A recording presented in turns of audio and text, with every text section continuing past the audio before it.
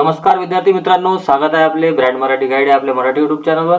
मित्रांनो, नेहमीप्रमाणेच आज पण मी तुमच्यासाठी नवीन एक जॉब अपडेट घेऊन आलो आहे।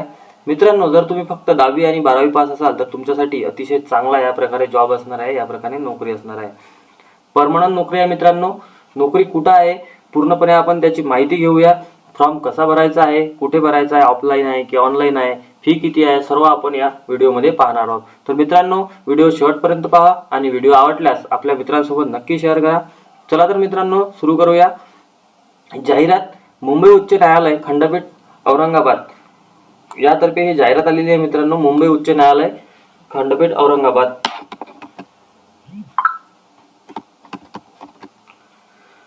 विद्यार्थी मित्रांनो, आपण पाहू शकता 19 मार्च 2024 रोजी हे जाहिरात आलेली आहे। जाहिरात कोणत्या पदासाठी आहे? मुंबई उच्च न्यायालय खंडपीठ औरंगाबाद आस्थापनेवर सफाई कामगार पदाकरिता 6 उमेदवारांची निवड यादी तसेच एका उमेदवारांची प्रतीक्षा यादी तयार करण्यासाठी निरोगी इच्छुक व पात्र उमेदवारांकडून अर्ज मागवण्यात येत आहे। मित्रांनो, यासाठी काय तुम्ही पात्रता तुमची काय असायला हवी? तुम्ही निरोगी असायला हवे आणि तुम्ही सफाई कामगार या पदासाठी इच्छुक असाल तरच या ठिकाणी अर्ज करा। सदर निवड प्रतीक्षा यादी प्रसिद्धीच्या दिनांकापासून 2 वर्षासाठी वैध राहील। म्हणजेच मित्रांनो, या ठिकाणी जे निवड यादी आणि प्रतीक्षा यादी लागणार आहे, एक उमेदवार हा प्रतीक्षा यादीसाठी राहील आणि 6 उमेदवारांसाठी निवड यादी लागणार आहे। तर त्यासाठी ती जी यादी आहे ती फक्त 2 वर्षासाठी वैध राहील। म्हणजे 2 वर्षापर्यंत आपली जॉईनिंग होणार। जर सदर जॉईनिंग आपली त्या ठिकाणी आपली निवड झालेली नाही तर आपल्याला 2 वर्षानंतर आपल्याला तिथे कोणताही हक्क दाखवता येणार नाही। सदर पदाची वेतन श्रेणी 7व्या वेतन आयोगानुसार मॅट्रिक S3 म्हणजेच S3 रुपये 16,600 ते 52,400 अधिक नियमानुसार या ठिकाणी देय आणि भत्ते राहील मित्रांनो। म्हणजेच का 16,600 आपल्याला मिनिमम बेसिक पे राहणार आहे आणि या ठिकाणी आपल्याला भाडे वे त्यानंतर आपल्याला घरभाडे भत्ता अशा प्रकारचे अनेक भत्ते आपल्याला महागाई भत्ता याप्रमाणे भत्ते भेटणार आहे मित्रांनो। खूप चांगली या ठिकाणी आपल्यासाठी अपॉर्च्युनिटी आहे मित्रांनो सफाई कामगार या पदासाठी। जर तुम्ही तुमचे शिक्षण पुढे झालेले नसेल, तुम्ही 10वी 12वी पास असाल तर त्यासाठी तुम्ही अतिशय चांगला या ठिकाणी जॉब आहे। लवकरात लवकर अप्लाय करा मित्रांनो। चला तर पुढे पाहूया जाहिरातीमध्ये काय दिलेले आहे।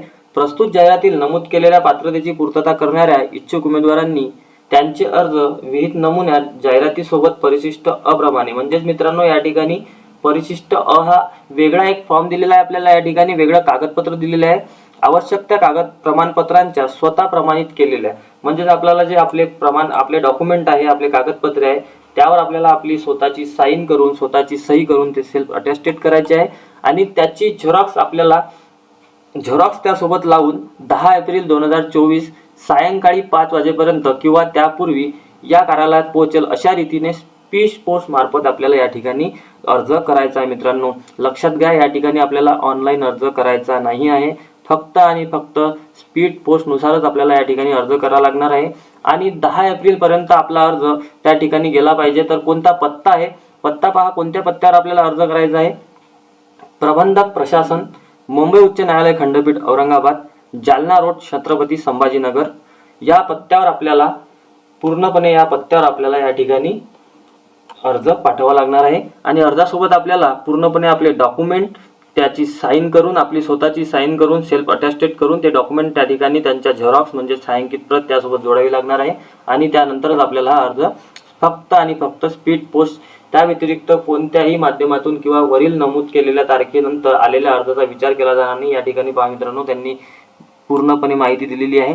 त्याच्या व्यतिरिक्त स्पीड पोस्ट व्यतिरिक्त तुम्ही कोणत्याही प्रकारे त्या ठिकाणी अर्ज पाठवू नका आणि जर या डेट दिलेली आहे ठिकाणी 10 एप्रिल नंतर जर तुमचा अर्ज आला तर त्या ठिकाणी तो अर्ज तुमचा स्वीकारण्यात येणार नाही।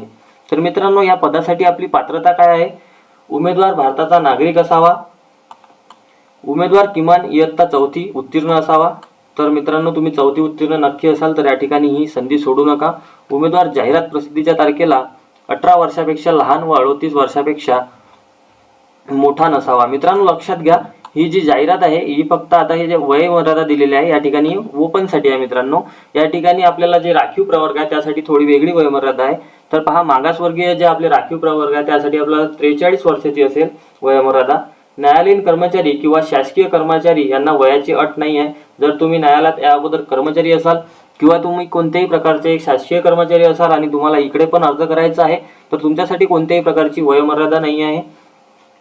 त्यांनी त्यांच्या कार्यालयामार्फत अर्ज करणे आवश्यक आहे. म्हणजेच शासकीय कार्यालय कर्मचारी कुठे कुठे जॉईनिंग सध्या नोकरी करत असेल तर त्या कार्यालयातून त्यांना ना हरकत प्रमाणपत्र घेऊन त्यांच्या कार्यालयामार्फतच आपल्याला तिथे अर्ज करता येणार.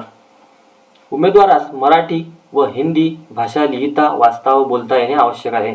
हे मित्रांनो तुम्ही पात्रता पार करू शकता. अतिशय कमी या ठिकाणी दिलेली आहे मित्रांनो. मराठी व हिंदी आपल्याला लिहिता वाचता येते सहजच, तर या ठिकाणी अर्ज करायला सोडू नका मित्रांनो. उमेदवाराला शौचालय व स्नानगृह स्वच्छतेचा, झाडू कामाचा तसेच कार्यालय परिसर स्वच्छतेचा पुरेसा अनुभव असणे आवश्यक आहे. मित्रांनो लक्षात घ्या, या ठिकाणी आपल्याला फक्त अनुभव असणे आवश्यक मागितलेले आहे.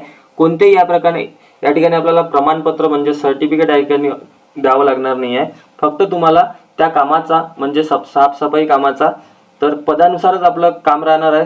सफाई कामगार म्हटल्यावर आपल्याला स्वच्छ करणे आलेच पाहिजे, त्याचा अनुभव आपल्याला त्या ठिकाणी असला पाहिजे. पात्र उमेदवारांकरिता अटी काय आहेत मित्रांनो? जर तुम्ही या वरच्या ज्या अटी आहेत त्या पात्र असाल, म्हणजे तुम्ही भारताचे नागरिक आहात, त्यानुसार इयत्ता 4थी पास आहात आणि तुम्ही 38 वर्षापेक्षा जास्त नसाल, तर तुमच्यासाठी या ठिकाणी काही अटी दिलेल्या आहे मित्रांनो. त्या अटी आपण पाहूया. उमेदवार करार करण्यास सक्षम असावा. उमेदवाराला नैतिक पतनाच्या गुन्ह्यासाठी दोषी ठरवण्यात आलेले नसावे. म्हणजेच काय, तर आपल्याला कोणत्याही प्रकारची जे आपल्याला गुन्हा आपल्यावर दाखल नसावा. उमेदवाराला कोणतेही न्यायालय, महाराष्ट्र लोकसेवा आयोग, संघ लोकसेवा आयोग किंवा कोणत्याही राज्यसेवा आयोगाने त्यांच्याद्वारे आयोजित केलेल्या परीक्षा निवडीमध्ये उपस्थित राहण्यापासून कायमचे प्रतिरोधित केले नसावे किंवा अपात्र ठरवलेले नसावे.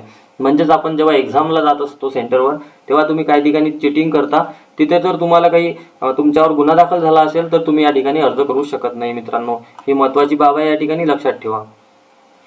चला पुढे जाऊया मित्रांनो. 3 नंबरचा काय पॉईंट दिलेला आहे? उमेदवाराला फौजदारी न्यायालयाने दोषी ठरवले नसावे किंवा उमेदवाराच्या विरुद्ध फौजदारी खटला प्रलंबित नसावा. त्यानंतर न्यायालयीन कर्मचारी किंवा शासकीय कर्मचारी यांच्यावर कोणत्याही विभागीय चौकशी प्रलंबित नसावी. म्हणजे जर तुम्ही कुठे नोकरी करत असाल तर तुमच्यावर काही विभागीय जे चौकशी असतात त्या चौकशी प्रलंबित नसायला हवी, नाहीतर तुम्हाला या ठिकाणी अर्ज करता येणार नाही. महाराष्ट्र नागरी सेवा लहान कुटुंबाचे प्रतिज्ञापन नियम 2005 नुसार उमेदवारास अर्ज करण्याचा दिनांकास 28 मार्च 2006 व त्यानंतर जन्माला आलेल्या मुलांमुळे हयात असलेल्या मुलांची संख्या 2 पेक्षा अधिक नसावी. म्हणजेच या ठिकाणी शब्द वापरलेला आहे त्यांनी मित्रांनो, हयात असलेल्या मुलांची संख्या म्हणजे जे जिवंत असलेल्या मुलांची संख्या 2 पेक्षा अधिक नसावी. त्यानंतर पहा मित्रांनो, उमेदवारांनी अर्जासोबत खालील दाखल्यांचा स्वतः प्रमाणित केलेल्या छायांकित प्रती सादर करायच्या आहे. म्हणजे सेल्फ अटॅस्टेड केलेल्या आपल्याला या ठिकाणी आपले कागदपत्रांच्या झेरॉक्स या ठिकाणी सादर कराव्या लागणार आहे. तर पहा मित्रांनो, 1 नंबर शैक्षणिक पात्रतेच्या परीक्षेचे गुणपत्रक आणि प्रमाणपत्र. म्हणजेच आपल्याला या ठिकाणी मार्कशीट आणि बोर्ड सर्टिफिकेट जे असते आपल्याजवळ ते आपल्याला या ठिकाणी सेल्फ अटॅस्टेड करून जोडावे लागणार आहे सोबत. उदाहरणार्थ पहा, कोणती मार्कशीट तुम्ही जोडू शकता? 4थी, 7वी, 10वी, 12वी इत्यादी. म्हणजे या ठिकाणी आपल्याला या सर्व मार्कशीट अटॅच करावे लागणार का? तर नाही, फक्त आणि फक्त शेवटचे जे तुमचे शिक्षण आहे, म्हणजेच तुम्ही इथे 12वी पास असाल तर 12वीची मार्कशीट आणि बोर्ड सर्टिफिकेट आपल्याला या ठिकाणी स्वतः प्रमाणित म्हणजे सेल्फ अटॅस्टेड करून त्याचे झेरॉक्स आपल्याला सादर करावे लागणार.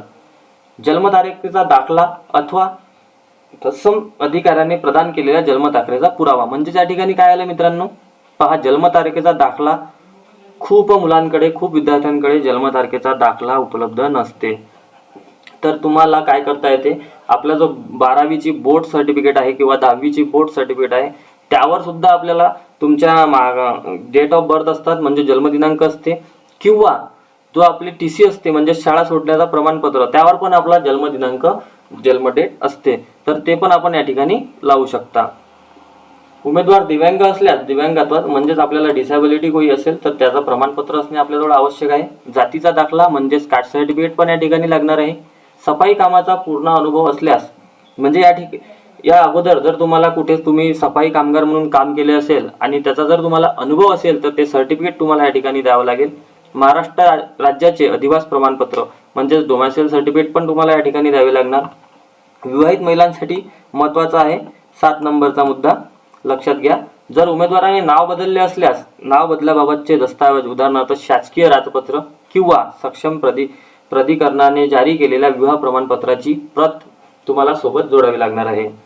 सेवा आयोजन कार्यालयात नोंदणी केली असल्यास नोंदणी प्रमाणपत्राची प्रत, तर लक्षात घ्या, तुम्ही सेवा आयोजन कार्यालयात नोंदणी केलेली नसतेच. बहुतेक विद्यार्थी नोंदणी केलेली नाही आहे, त्यामुळे 8 नंबरचा मुद्दा सोडून द्या, या टेन्शन घ्यायची गरज नाही मित्रांनो. 9 नंबर पहा काय आहे, इतर विशेष अर्हता असल्यास त्याबाबतचा आपल्याला दाखला द्यावा लागणार आहे. म्हणजेच तुम्ही या व्यतिरिक्त कोणतेही तुमच्याकडे स्किल असेल तर त्याबाबतचे तुमच्याकडे सर्टिफिकेट असायला हवे आणि ते पण तुम्हाला सोबत जोडावे लागणार आहे.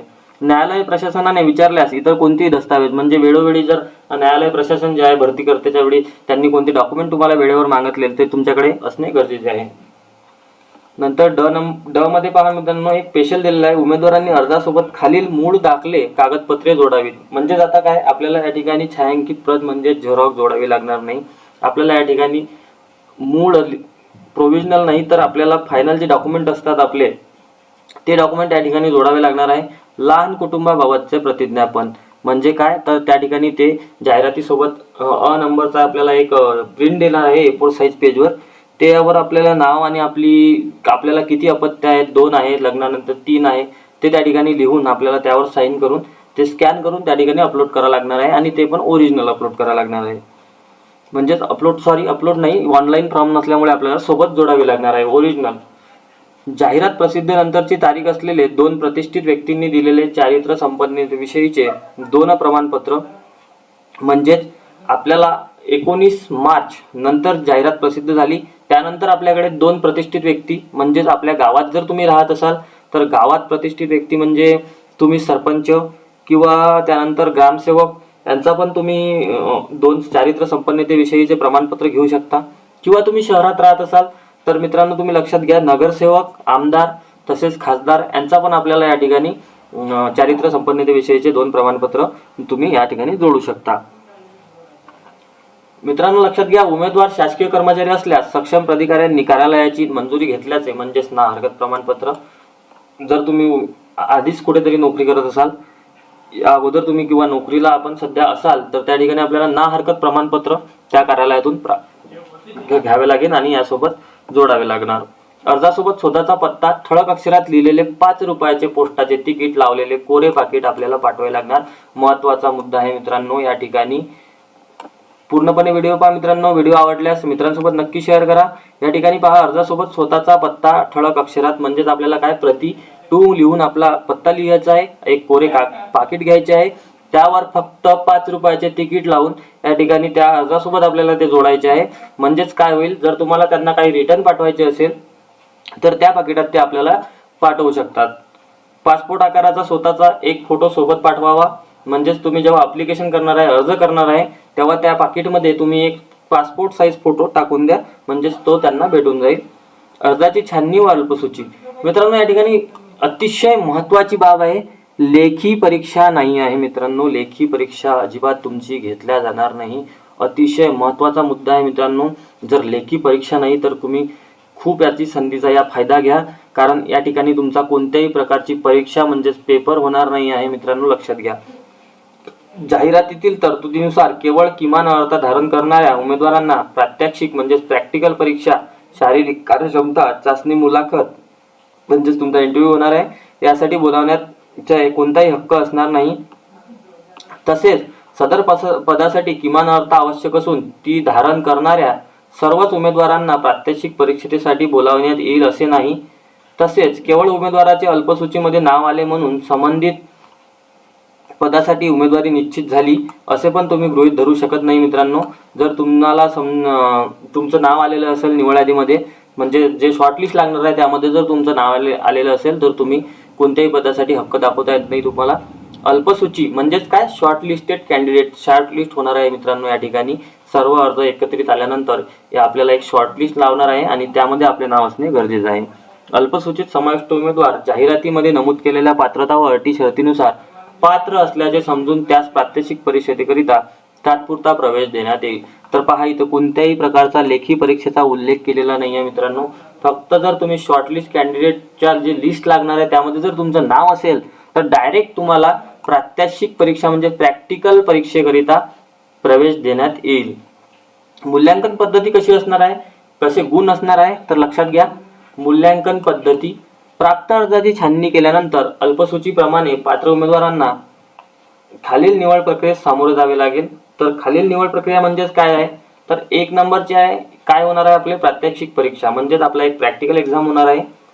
किमान उत्तीर्ण गुण त्यामध्ये 15, एकूण गुण 30 गुण असणार आहे. त्यानंतर शारीरिक कार्यक्षमता व चाचणी, यामध्ये तुम्हाला विचार पडला असेल की शारीरिक कार्यक्षमता व चाचणी म्हणजे काय असेल.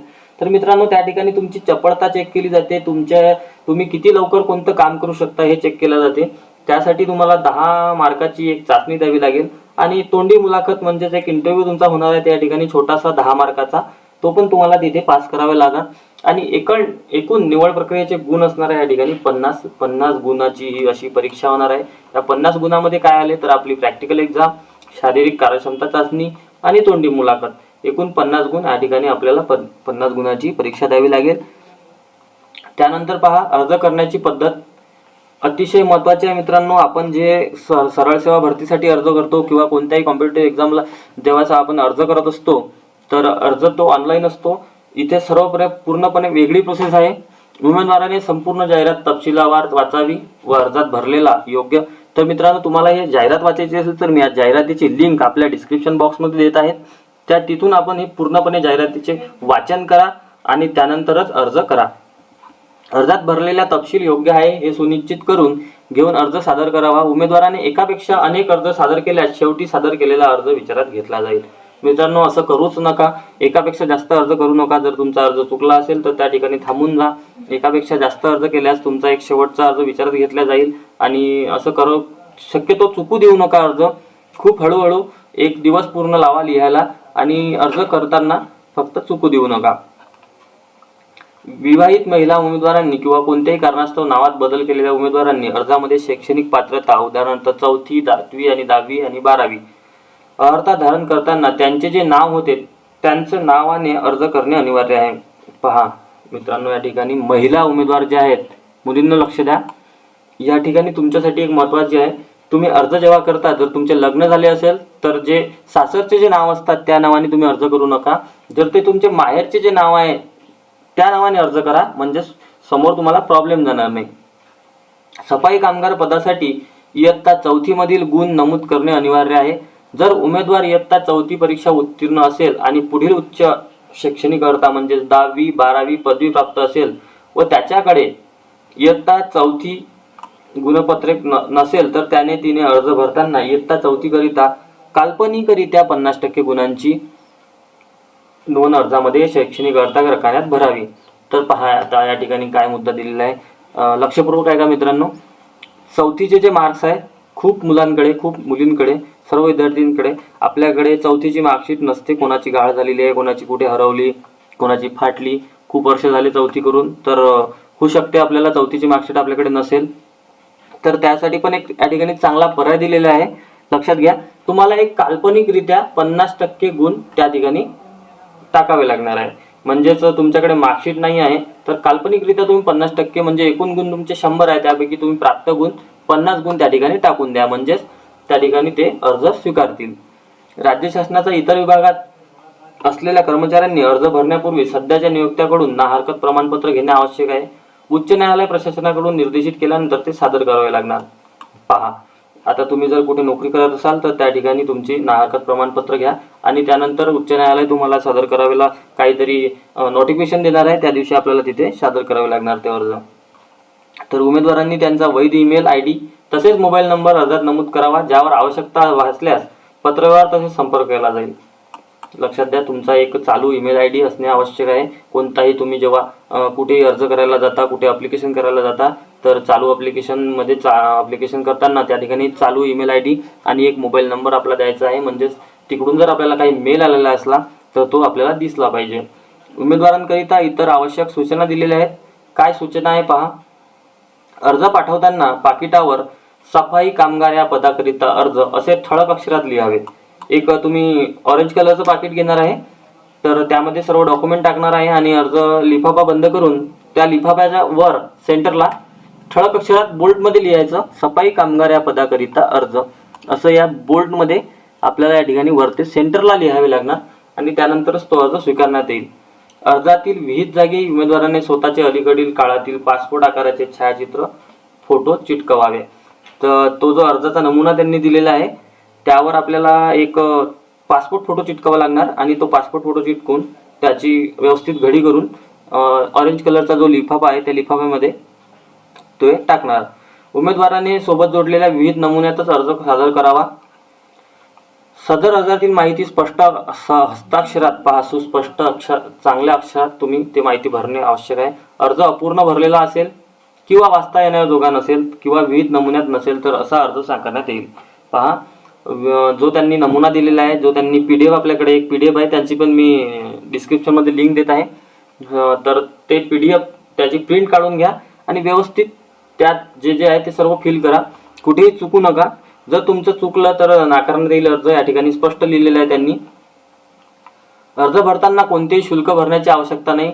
महत्त्वाचा मुद्दा आहे मित्रांनो, अतिशय महत्त्वाचा. कोणतेही परीक्षा शुल्क या ठिकाणी नाही आहे. कोणती एक्झाम फी तुमची नाही आहे, कारण एक्झामच नाही आहे, त्यामुळे एक्झाम फी नाही आहे.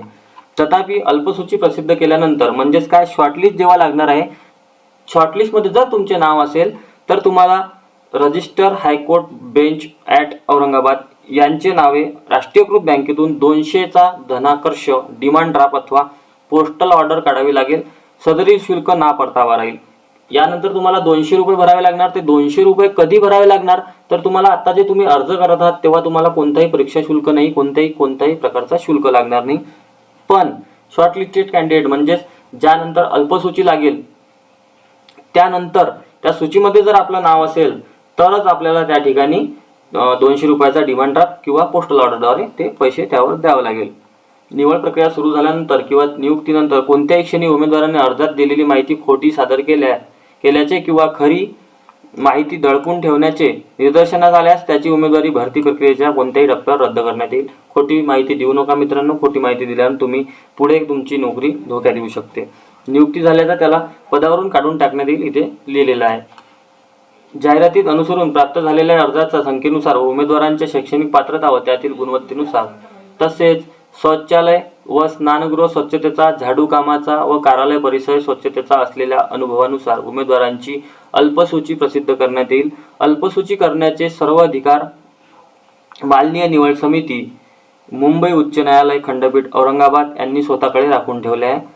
पात्र उमेदवारांची प्रात्यक्षिक परीक्षा, प्रॅक्टिकल परीक्षा, शारीरिक कार्यक्षमता चाचणी, तोंडी मुलाखत ही मुंबई उच्च न्यायालय खंडपीठ औरंगाबाद, जालना रोड, छत्रपती संभाजीनगर या ठिकाणी होणार आहे. तर पहा, तुमचा इंटरव्ह्यू आणि प्रात्यक्षिक परीक्षा म्हणजे प्रॅक्टिकल एक्झाम आणि शारीरिक कार्यक्षमता हे सर्व तुमच्या परीक्षा ज्या आहेत त्या ठिकाणी तुम्हाला औरंगाबादला जावे लागणार आहे. यासाठी तुम्हाला कोणताही शुल्क देण्यात येणार नाही आहे. तर तुम्हाला स्वतः स्वखर्चाने त्या ठिकाणी जाऊन तुम्ही शॉर्टलिस्ट झाल्यानंतर तुम्हाला त्या परीक्षा द्याव्या लागणार. पात्र उमेदवारांनी प्रात्यक्षिक परीक्षा, शारीरिक कार्यक्षमता चाचणी, तोंडी मुलाखतीसाठी नियोजित तारखांना स्वखर्चाने हजर राहावे लागणार.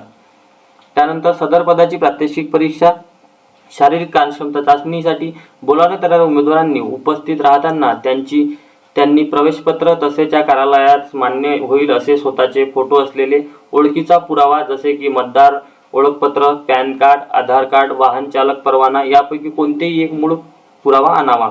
त्या ठिकाणी तुमची ओळख पटल्या जाईल. अशा ठिकाणी शक्यतो पॅन कार्ड आणि आधार कार्ड सर्वांकडे आहे, तर पॅन कार्ड आणि आधार कार्ड सोबत ठेवा.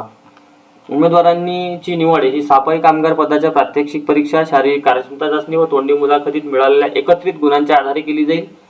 त्यानंतर प्रात्यक्षिक परीक्षा आणि शारीरिक कार्यक्षमता चाचणी यामध्ये मिळालेल्या गुणांच्या आधारे मुलाखतीसाठी बोलावण्यात येणाऱ्या उमेदवारांनी अर्जासोबत दाखल केलेल्या कागदपत्रांच्या मूळ प्रती पडताळणीसाठी आणाव्यात.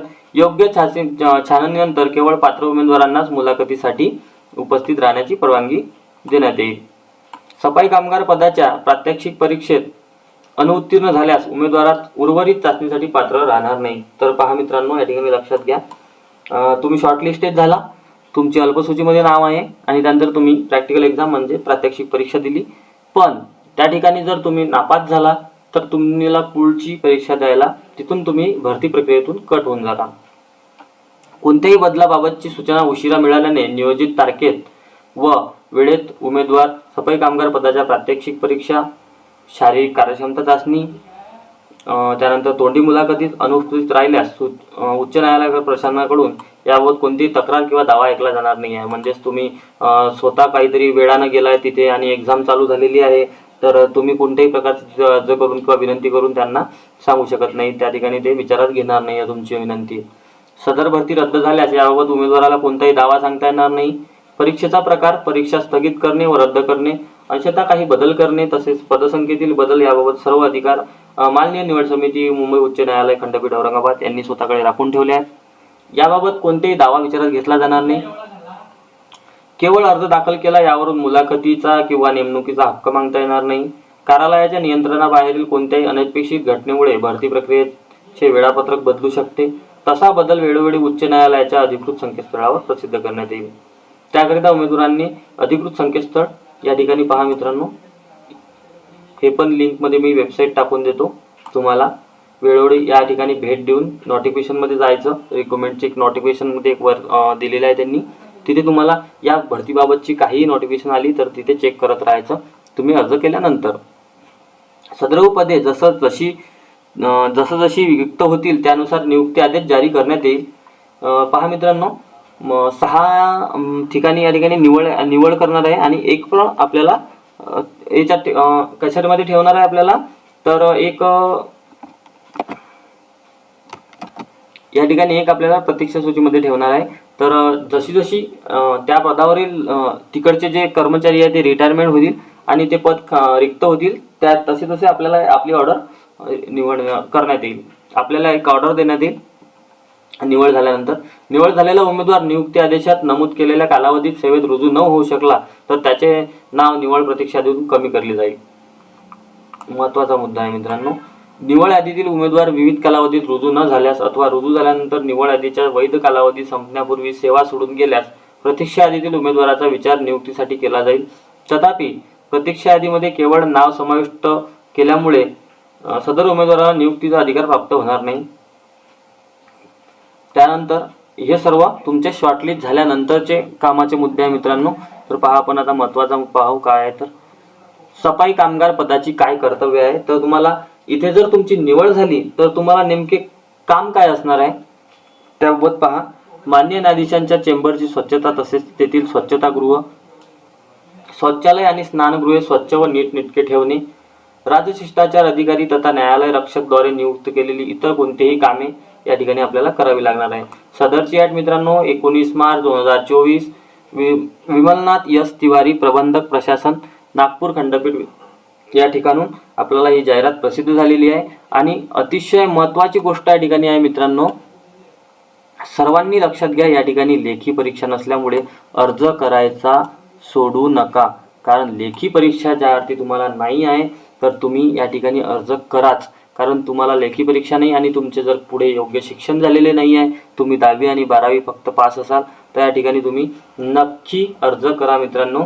खूप कामाचे जाहिरात आहे आणि खूप चांगली नोकरी या ठिकाणी आहे.